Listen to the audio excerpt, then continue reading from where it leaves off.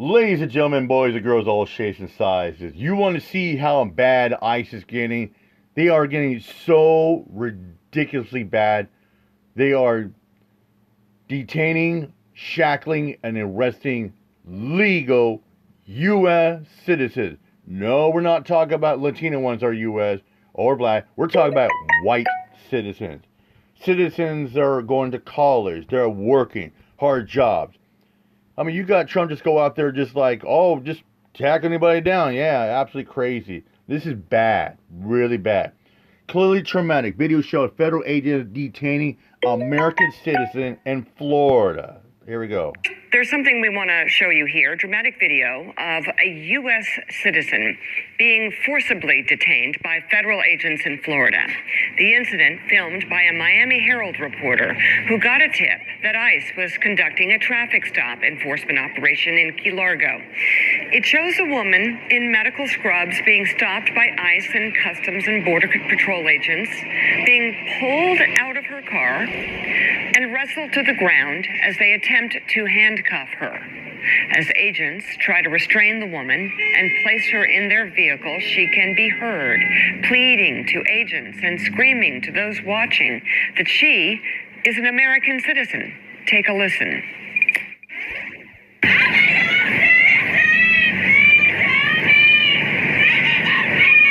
Look at that.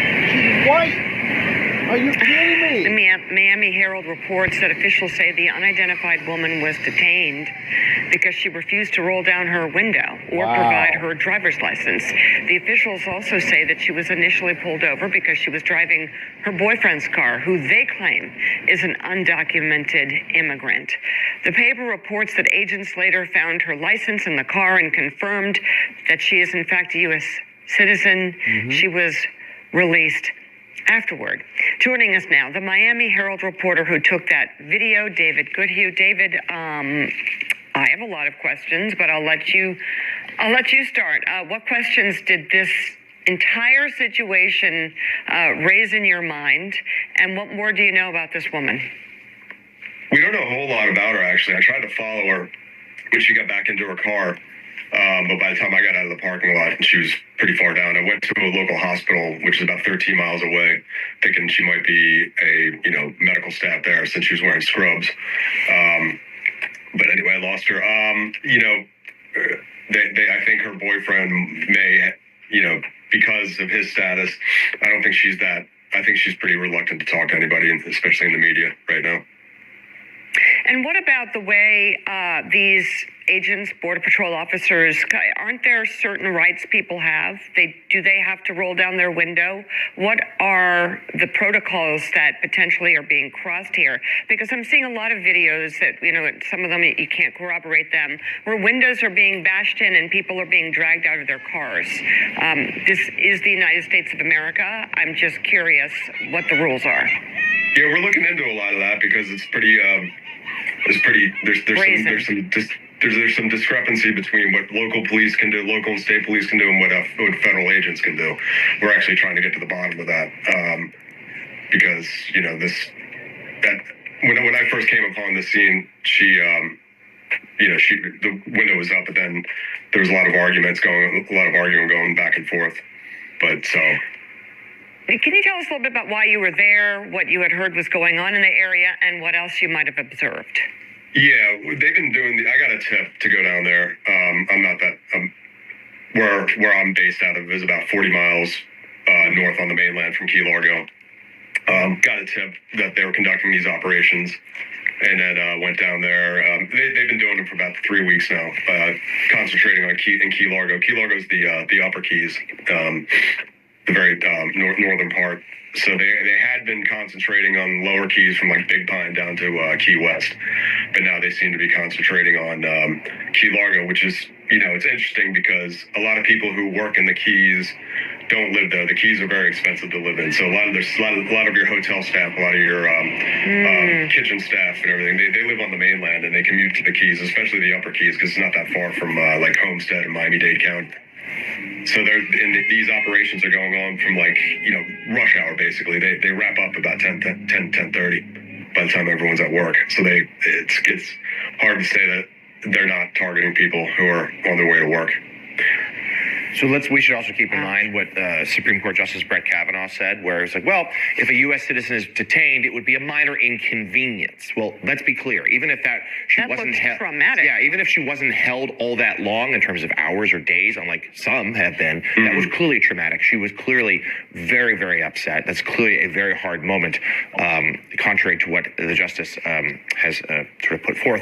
David, as a last question, we have not seen Miami and the region around it get the surge of ICE, like at least that in-your-face surge that other cities have received, Chicago and the like. Now, I know some of that's probably local politics. It's much more of a Republican state, Republican mayor of Miami. But is there a sense that more could be coming?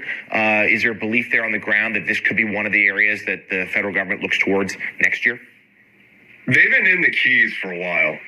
Like Key West has had a lot of federal agents. Now, ICE did call me. This operation was not ICE. They wanted to let us know that this was Border Patrol and Customs and Border Protection. It gets very confusing, as you all know, that they're all under the Homeland Security umbrella. But ICE went out of their way to call us and say this was not them. The Atlantic recently about how Border Patrol has actually taken the lead on a lot of these raids rather than ICE. Okay, so ICE and Border Patrol are conducting raids like this with masked people. But notable that they're trying to distance themselves from it, right? This one wasn't ours. I mean, wow. Reporter for the Miami Herald, David Goodhue, thank you very much for your reporting. Thanks for coming on the show this morning. We appreciate it.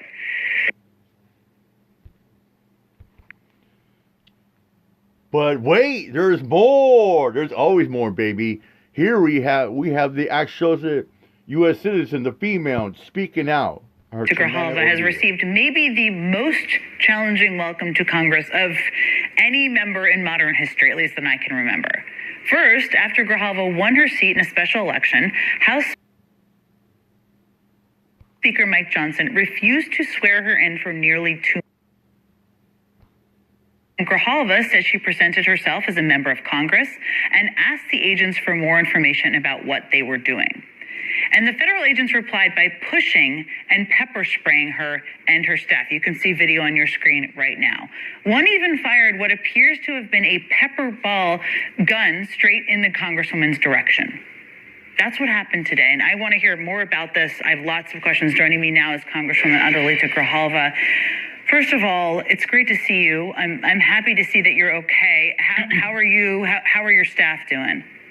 I think we're all okay. It was really scary, very jarring. I mean, it's one thing to hear about these things happening in communities. It's another thing to have it happen directly to you. I really did go, with the assumption that I'm just trying to understand what's happening. And so I went up, I introduced myself, I let them know who I was. One agent said, "I don't care who you are. You need to get out of the way." We were pushed, we were shot at. And it's really scary. It was very frightening and very jarring. The Department of Homeland Security spokesperson, Tricia McLaughlin, released a statement denying your version of events. At first, she said that you were not pepper sprayed. We just showed the video of all of this. You were just in the vicinity of someone who was pepper sprayed. Then she said that the person who was pepper sprayed, was obstructing and assaulting law enforcement, and that 2 law enforcement officers were seriously injured by the, quote, mob you joined. I'm only listing all of this because I want to give you the opportunity to debunk all of this, and we've seen the video. But so let's go through each of these claims one at a time. What do you make of the Department of Homeland Security claiming that one of their officers did not pepper spray you today? I'll let the video speak for itself. I was in a very small crowd. There were clearly individuals marked as members of the media, and the agent that hit closest at me, the person in front of me, was a member of the media with press credentials, cameras, everything in front of them. And so, I also identified myself as a member of Congress beforehand. I just don't, and we have video to prove it. So, I mean, in every angle, it wasn't just what was this is filmed all around us. You have every right to be there, I should note also, which is just important to reiterate. You were in your district. You were simply asking questions about what was happening. The DHS spokesperson also described the protesters you joined today as a mob that was obstructing and assaulting law enforcement officers. Can you just help everybody watching understand how these protests formed and what they were actually like? Literally, when I walked up to the area, because this is a restaurant I go to all the time. It's right across the street from a preschool, down the street from a church. I mean, it is a well-established mom and pop restaurant. And so community members were rightfully concerned about ICE being in their communities. People were literally walking out from their homes to find out what was happening. This was not a mob. And while there were some people that were not peaceful, the vast majority of us were, and we're just very concerned and wanted ICE to get out of our neighborhood. So while I don't know the full circumstances of this raid, we do know this, that this Trump administration has communities across the country being terrorized by a lawless agency that doesn't feel like they don't have to abide by any protections of this community. And I was so very grateful for the local law enforcement agencies that were protecting the community, and really protecting us from ICE.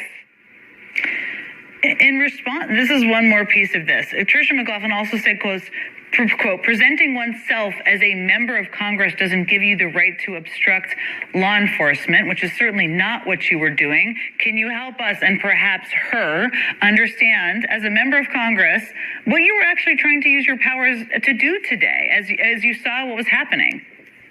Oversight is my responsibility. Understanding what's happening in my community is clearly in the realm of the things I should be doing. So oversight is not obstruction.